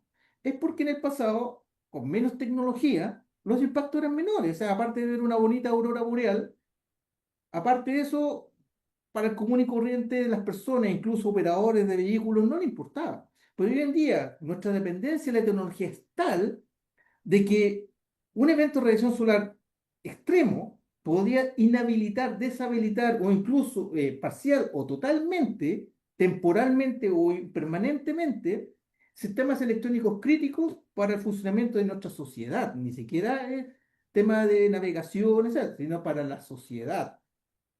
Y es ahí un ejemplo de esto, es el apagón de Quebec, el 13 de Oh, marzo de 1989, que dejó sin electricidad a gran parte del norte este de Estados Unidos con Canadá, que los historiadores y el análisis inicialmente se pensó, como este era un periodo ya donde la Guerra Fría estaba terminando, incluso se pensó que esto fue un atentado de la Unión Soviética, esto fue un poquito antes de la caída de la Unión Soviética, que afectó la transmisión eléctrica en gran parte de esta área que está presentando esta imagen en negro. Obviamente, después de muchos estudios, se determinó que obviamente no fue un atentado, no hubo interferencia humana y una correlación de una universidad, cuyo nombre no me acuerdo en este preciso momento, correlacionó la actividad solar con este evento y a través de otras búsquedas de pruebas se descubrió que efectivamente la actividad solar, una actividad solar que se cree que fue nivel 4, G4 o un S4, causó la sobrecarga y por ende la inhabilitación de la red de transmisión eléctricas en dos plantas en este sector, en Quebec y una en el norte de Estados Unidos, que dejó esta área sin electricidad. Y obviamente, como era un evento extremo y también una situación que no se había vivido, tardó mucho tiempo en ser solucionada producto de todas estas variables que no se tenían conocimiento. Pero este es un principal ejemplo de que la actividad solar dejó gran parte y una gran cantidad de personas sin electricidad, ya estamos hablando del año 1989. O sea, no tal. hoy en día tenemos mayor posibilidad de sufrir estos mismos eventos producto de este tema. Aquí es un ejemplo ahora del caso que lo mencioné el 4 de febrero del año 2022, 3 años atrás aproximadamente. SpaceX realizó el lanzamiento de 49 satélites de su red Starlink en un periodo en que estaba considerado y ya estaba pronosticado una actividad solar de gran importancia, nivel S3, G3, incluso en unas partes considerado es G3 para geotormenta, pero S4 para tormenta solar. ¿Cuál es el caso y lo llamativo de esto? Es que aquí se confabulan dos áreas o dos conceptos. Uno es que la meteorología espacial golpeó la Tierra y afectó la electrónica de 40 satélites de los 49 lanzados y dejándolos inutilizables per se. ¿Ya? Esa es una. O sea, ejemplo de que la radiación puede literalmente freír la circuitería eléctrica de un sistema en órbita. Pero aquí viene otra área que estos son el mapa de pronosticado del KP Index para ese día, en donde el 5 6 incluso se cree que fue más, porque estas son las mediciones que se registraron en algunos centros, es que justo el lanzamiento y el despliegue de estos satélites coincidió con el pronóstico de esto. De hecho, esto es el pronóstico de la mayor nivel de radiación que iba a sufrir la atmósfera terrestre. Entonces aquí viene otro punto, es el nivel de la operación, de la planificación de la operación. La planificación de la operación no consideró este warning del NOAA respecto al Space Weather Prediction Center, que es como el Meteo Chile, pero estadounidense, que alertaba de una alta posibilidad de radiación producto de una tormenta solar. SpaceX Perdón, planificó, una consulta, Juan ¿sí? Carlos. Ujú. De parte de SpaceX, ¿hubo algún mea culpa? ¿Hubo alguna declaración respecto a esto? Porque la verdad las cosas que no tener en consideración lo anterior significa una, a ver, peligrosa ignorancia, voy a decir, para efecto del significado de un proyecto de esa naturaleza. Es decir, la pérdida de 40 satélites son muchos millones de dólares. ¿Sabes si hubo algo internamente? ¿Qué es lo que pasó en Ya, SpaceX? sí, ¿Alguien se fue? efectivamente, sí, sí, no, efectivamente, el jefe de operaciones y alguien, no sé ni el rango de planificación, que eran igual personas de alto nivel que estaban en California, fueron despedidos. Pero más allá, obviamente no sé, pero efectivamente causó un revuelo. De hecho, generó un cambio en la metodología de la planificación y actualizó varias normativas, manuales, procedimientos de SpaceX para esto. E incluso NASA consideró también actualizar ciertos procedimientos debido a esto mismo, que fueron copiados por Boeing y por otros operadores espaciales, ya que obviamente esta pronóstica es que va un poco más allá. Yo creo que es un poco más general, que aún así para los operadores espaciales, en muchos casos la meteorología espacial, en ciertos casos es como no tiene tanta importancia. Y eso lo he vivido personalmente, o sea, yo he tenido la oportunidad de estar en centros espaciales, conversar estos temas y sinceramente, para algunos es sumamente importante, pero para otros no. Por ejemplo, el team científico, que es el encargado de las mediciones, todo lo que es System Engineering, esto es sumamente importante, pero para los de operaciones, que les interesa más que se realice, ejecute una tarea, esto va disminuyendo porque ellos tienen tantos inputs de atmosférico, espacial, que el sensor, que falló esto, que si está el tiempo, o sea, tiene una serie de información que obviamente el tema espacial pasa a ser uno de muchas otras variables. Entonces, es algo también un poco más de conciencia y obviamente de establecer claramente los procedimientos. Esto le enseñó a SpaceX que efectivamente no pueden llegar y lanzar satélites, especialmente este tipo de satélites de SpaceX, de Starlink, que son satélites extremadamente delgados. O sea, son satélites que también su confección, su construcción, no tienen una protección como la de otros satélites, porque aquí se gana espacio, se gana peso, etcétera. Entonces, dependiendo de la confección, la construcción o el diseño de un sistema espacial, también eso implica ok, esto me va más o me va a afectar menos la radiación espacial. Pero sí, efectivamente, SpaceX aquí aprendió a un golpe, o sea, aparte de todos los golpes que ha tenido con su tema de pruebas de sistema de lanzamiento, que sus sistemas espaciales tampoco son no, también tienen problemas o tienen debilidades. Pero este es un caso sumamente especial y que se ha estudiado. De hecho, uno lo puede buscar, que 4 de febrero de 2022, porque causó revuelo en términos del concepto de operación de sistemas espaciales. Estoy hablando acá de un área que se habla poco, pero es sumamente importante en cómo planifico y opero una misión espacial. Y es así también como llegamos a los últimos acontecimientos ocurridos, y estoy hablando de aquí del mes de mayo. El mes de mayo ocurrió dos eventos solares de alta importancia. Uno de ellos, por ejemplo, el 14 de mayo, en la cual se puede observar una afectación y a detonación de las señales electromagnéticas en un área específica en Asia Central, producto de que la radiación solar o esta tormenta solar golpeó o llegó a la Tierra y estaba esta área apuntando hacia el Sol.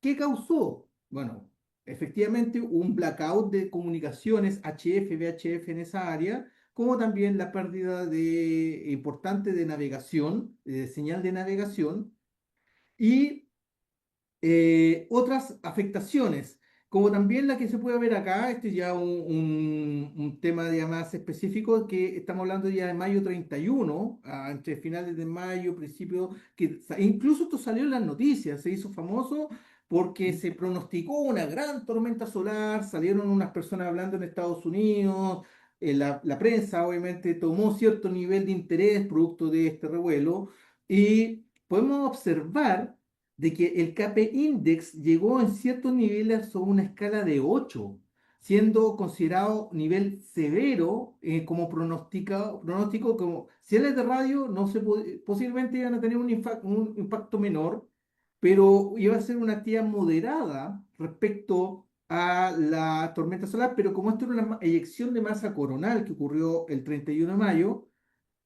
la actividad geomagnética de la Tierra iba a tener una situación peak, llegando a nivel 4. Vuelvo a repetir, nivel 5, hay como 2 o 3 registrados solamente. Pero esto solamente causó que en Asia no hubiese, de hecho están las noticias que muchas aeronaves presentaron pérdida de su señal de navegación, afectando digamos, la navegación o las vías aéreas. Tuvieron que realizarse aterrizajes, cancelarse vuelos o cambiar de metodología de vuelo para aumentar las aerovías y las separaciones entre aeronaves, producto de la intermitencia y en algunos casos la no existencia de navegación GNSS. Ya. Muchos Te voy satélites sufrieron. sí, ¿Perdón? te voy a hacer una pregunta inmediata relacionada con eso. Eh, ¿Con qué anticipación podemos tener nosotros eh, la advertencia de una tormenta de altísima gravedad? Y luego a la segunda relacionada con la anterior. ¿Cuánto tiempo nos permite saber que podemos tener un evento, yo no quiero decir catastrófico, pero sí de alta gravedad o severidad?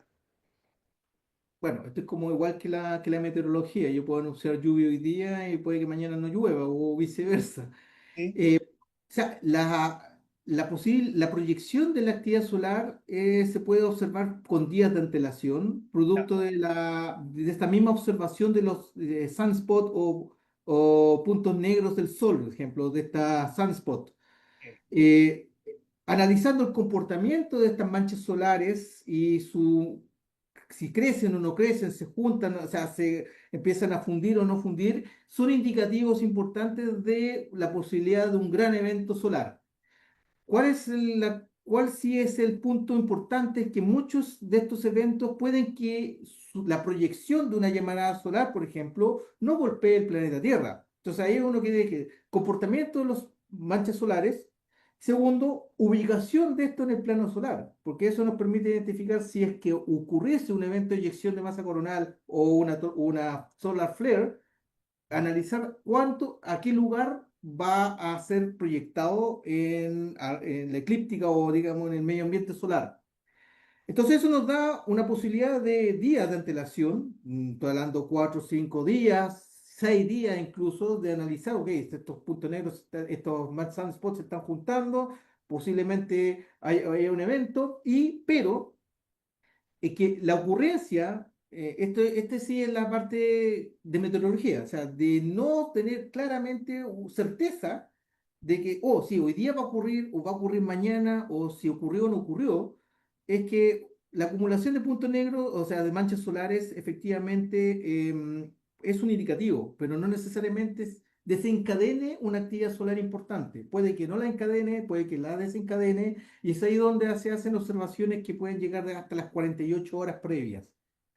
Y obviamente el NOAA hace una predicción de 24 horas, o sea, de aquí a 24 horas más yo pronostico que va a ocurrir esto.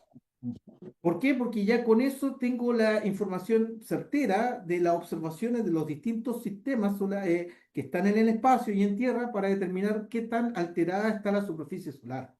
Pero antes de eso, o sea, decir, no, va a ocurrir un evento es meteorología, es predicción, prospectiva en este caso. Ok, Lo que pero es seguro son 24 horas. ya. Ahora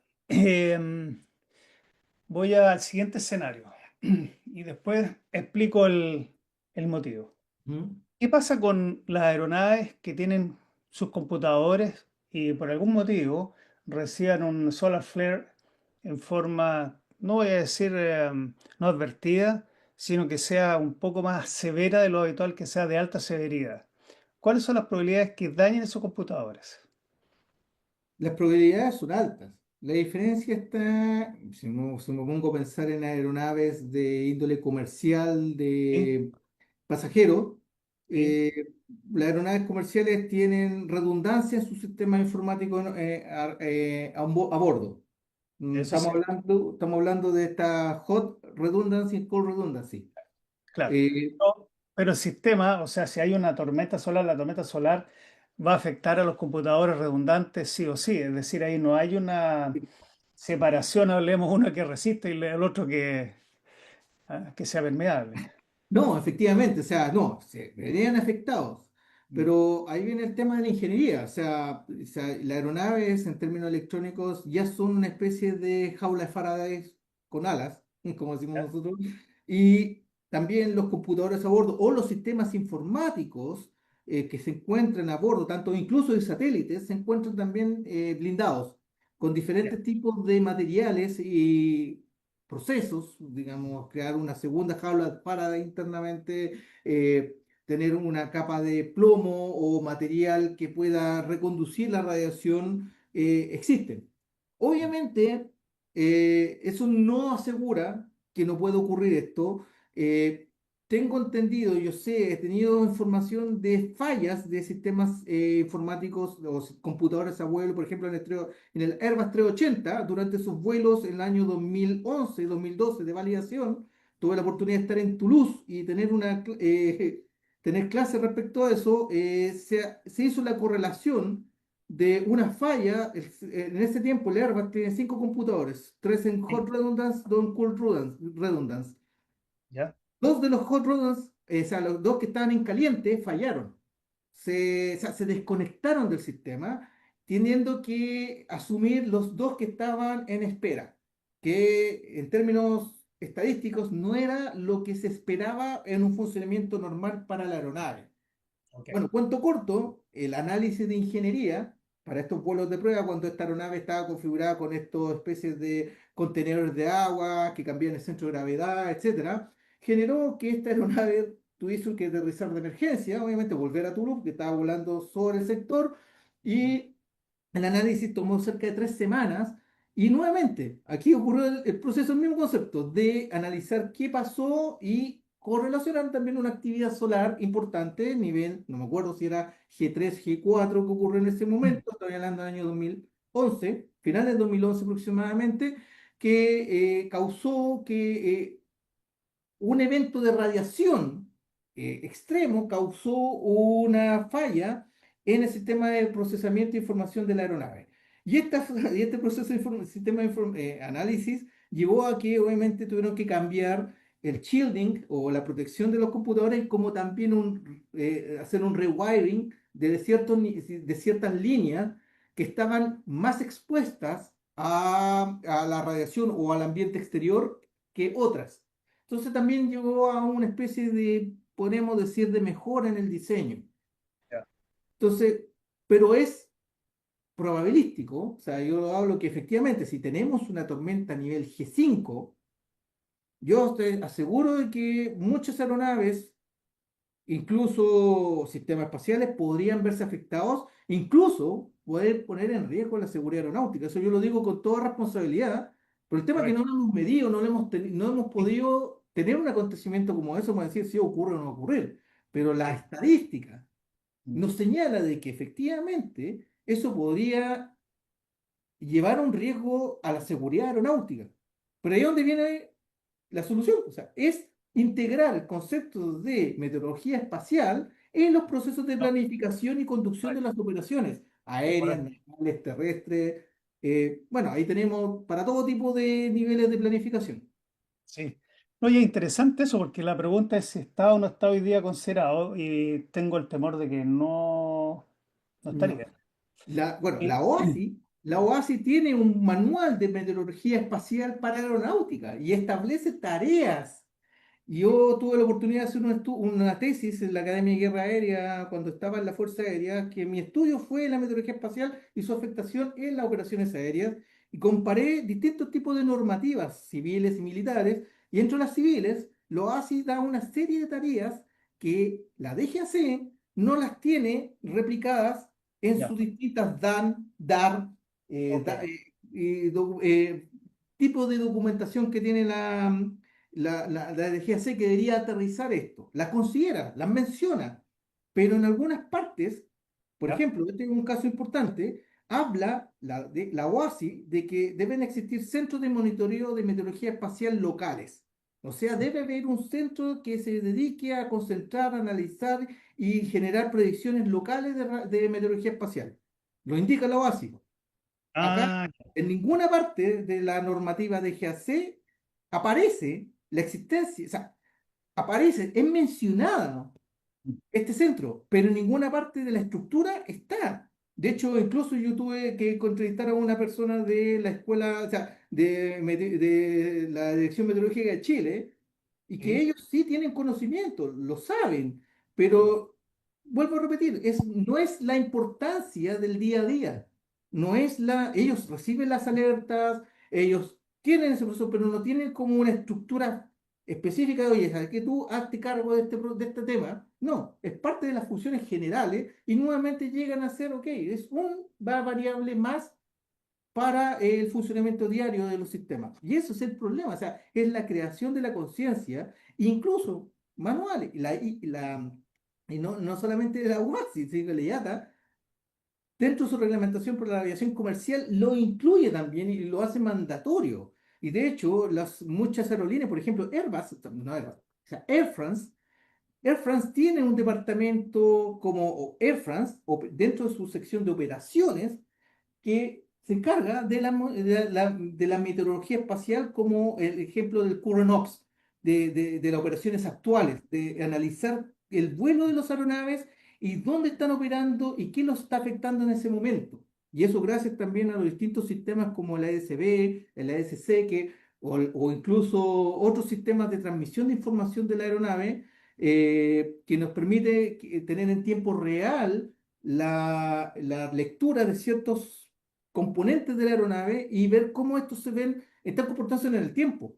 Entonces, existe un concepto de operaciones más holístico mm, que yo desconozco, o sea, tengo que ser sincero, yo desconozco cómo lo hará LAN, cómo lo hará Sky, cómo lo hará JetSmart, desconozco la realidad efectiva de eso, si no tengo la experiencia de lo que dice la OASI, lo que dice la IATA, el análisis de los manuales de la DGAC, o la experiencia de una aerolínea de Europa que realiza este tema, y tengo entendido que Lufthansa también tiene este mismo modelo aplicado.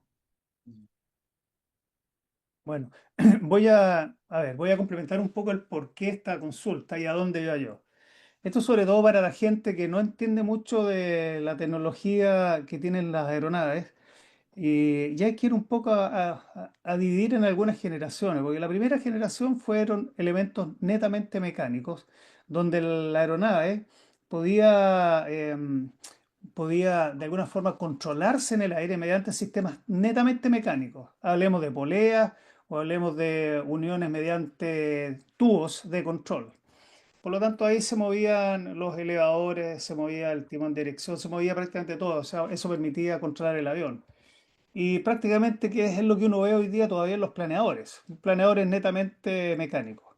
Después viene una combinación entre sistemas hidráulicos y sistemas eléctricos, es decir, con servoactuadores que se controlaban o se actuaban mediante energía eléctrica. Entonces llegaba un impulso eléctrico para poder modificar la posición de los servoactuadores. y también con una combinación entre lo anterior, entre sistemas mecánicos. Esa sería la segunda. Y la tercera es prácticamente lo que estamos viendo hoy día, que entre medio de todo esto hay sistemas que son totalmente controlados por un computador.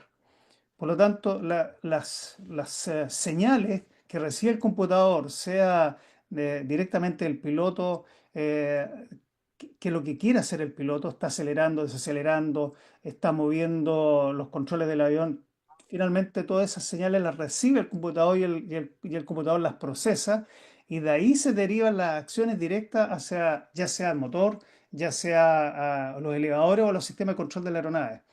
Y lo grave es eso, a eso es lo que voy, de que hoy día un daño en un computador realmente haría, voy a decir, un daño muy grave a una aeronave, muy grave. Ojalá que no ocurra nunca, pero a eso es lo que va la inquietud y a eso que va la preocupación, porque hoy día las nuevas generaciones de aviones que se construyen, y en estos militares y civiles, comerciales, están totalmente controlados por computadores, sobre todo los comerciales, que llevan pasajeros, llevan gente, entonces es más grave. Un avión militar hoy día que tiene la misma tecnología, pero el piloto puede eyectarse, por lo tanto puede salvar su vida, pero no es el caso de un avión comercial. Así que ese era el alcance que quería hacer. No sé si tienes alguna otra cosa más. Sí, voy a pasar, para terminar nomás, esto ya más técnico, Sí, es hablar de que cómo se afecta la electrónica. O sea, estamos hablando de que, ok, la radiación me va a freír un computador, me sí, afectó un sistema electrónico, computador a bordo. La pregunta es cómo lo hace o cómo se mide, cómo se analiza este tema. Y bajo este contexto existe un concepto dentro de la electrónica que es el Single Event Effects, que básicamente son una forma de analizar aquellas afectaciones en el circuito electrónico, tanto o en la infraestructura de un sistema electrónico, de la afectación respecto a radiación o a sistemas de cargas, partículas cargadas que interactúen ya sea con el hardware, que puede incluso afectar el software. Entonces tenemos dos áreas. Una es los errores de software y los errores de hardware, que pueden ser afectados producto de una partícula cargada. Y entre eso me quiero centrar solamente en lo que está en rojo en esta imagen, que dentro de los errores de software, el más peligroso, el más complejo de la ocurrencia es el Single Event Upset, que es cuando una partícula cargada, por ejemplo un electrón de alta energía, atraviesa un banco de memoria y puede ya, causar el daño permanente de un banco de memoria, por ejemplo, de un transistor, que en vez de guardar un uno quede en cero y no se pueda cambiar, o incluso borrar grandes masas de memoria o alterar los códigos binarios almacenados, por ejemplo, en las BIOS o en estos elementos que guardan la información de cómo funciona un sistema electrónico, que son memorias que no se pueden borrar, que son ROM, que son solamente lectura, pero que este sistema podría eventualmente, una radiación espacial, alterar, afectar esto, causando un daño de software permanente, dejando inoperativo un sistema, por ejemplo, un satélite. Y el satélite, yo no puedo ir al satélite, bajarlo y reprogramarlo y cargarle el sistema operativo de nuevo. O sea, hay varios efectos que puedan tener. Y esto es software. Si me voy al error de hardware, tenemos estos dos que están acá abajo, que es el Rupture Gate o el Single Event Burnout, que el burnout es un arco eléctrico. Un arco eléctrico es una red eléctrica que atraviese un circuito y lo voy a quemar. Y con esto voy terminando. Esta es una imagen de un sistema satelital que fue probado en Tierra para simular un evento de radiación solar extremo y se produjo un arco eléctrico causando este nivel de daño, ya sea en la circuitería como también en el panel solar. Y esto en el espacio es que el satélite, en teoría, deja de funcionar. Y por ende pierdo capacidad, se pierde dinero, etcétera. Y esto, si lo sigo proyectando, por ejemplo, a aviones, puede llegar a ser más catastrófico. sí. Y con eso yo termino, me extendí un poco más de la cuenta, me emocioné, pero dejo estas conclusiones acá a la vista para hacer conciencia, ¿cierto? Hacer conciencia de que el ámbito espacial, más allá de ver las estrellas en la noche, es que tenemos que tener, si somos operadores, somos creadores de tecnología, operadores de tecnología, hay que tener en consideración esta situación. Y no solamente la aeronáutica ni los ámbito militar. Personas, los que proyectan redes eléctricas, administran sistemas eléctricos de distribución, generación, etcétera. Eso. Bueno, Muchas mira, la gracias. verdad que te agradezco notablemente el aporte que has hecho. Este es un temazo, la verdad, las cosas, y era una de las materias de interés que tenemos en forma permanente y que es de alguna forma difundir conocimiento y que la gente que no está tan al tanto de estos temas, aquellos que tienen cierto bagaje profesional y aquellos que no lo tienen, puedan entender el lenguaje simple, en la problemática que tenemos y que la estamos viviendo todos los días, pero que no la vemos. ¿Cómo se afecta la vida? ¿Cómo se puede afectar la vida? ¿Cómo se pueden afectar los sistemas productivos? ¿Cómo se puede afectar todo nuestro ecosistema, voy a decir, terrestre? Y la verdad que te agradezco mucho esta exposición porque hay muchos conceptos que la gente promedio los va a entender ahora. Aquel que tiene o no tiene preparación en ingeniería, yo creo que esto es bastante transversal para que pueda ser entendido y pueda también a lo mejor causar cierta preocupación, porque lo que yo hacía mención era a las tecnologías aeronáuticas y a lo que significa todos los sistemas que hoy día están controlados en una aeronave. Y básicamente todo es un computador y un computador, nos damos cuenta hoy día que está sujeto a estos efectos y de manera, voy a decir, sumamente relevante, que puede ser la diferencia entre que algo funcione o que no funcione. Aquello que está en la Tierra tiene la ventaja que sigue en la Tierra, pero no aquello que está en el aire o en el espacio. Así es que, bueno, muchas gracias y también a DTS que nos estaba apoyando. Creo que esto es una de las tantas presentaciones que podemos tener. Hay varios otros temas que ustedes nos pueden aportar y también invitarlos, que en la medida que tengan algunas temáticas que puedan ser de interés y sobre todo entendidas por la gran masa de auditores que tenemos, puedan eh, aprender nuevas cosas. Así que, Juan Carlos, muchas gracias nuevamente y bueno, te esperamos, yo creo que pronto en otras temáticas, en otras reuniones y también reiterar mi invitación para el inicio del mes de la aeronáutica, que lo hacemos durante el mes de octubre. Ahí vamos a tener algunos espacios específicos y que podamos tener también un auditorio eh, que permita, yo digo, llegar a mucha gente. Así que muchas gracias y que nos disculpen por el tiempo transcurrido los auditores, pero hoy día había que tener una sesión, yo diría, un poco más larga, más extensa que lo habitual, porque este tema daba para hacerlo. Así que te reitero mis agradecimientos a nombre de la directiva de Aeronáutica y el Espacio del Colegio de Ingenieros y también a los panelistas que siempre nos han acompañado. Así que muchas gracias, Juan Carlos. Muchas gracias y hasta luego. Gracias, Colegio Ingeniero. Muy bien, hasta pronto.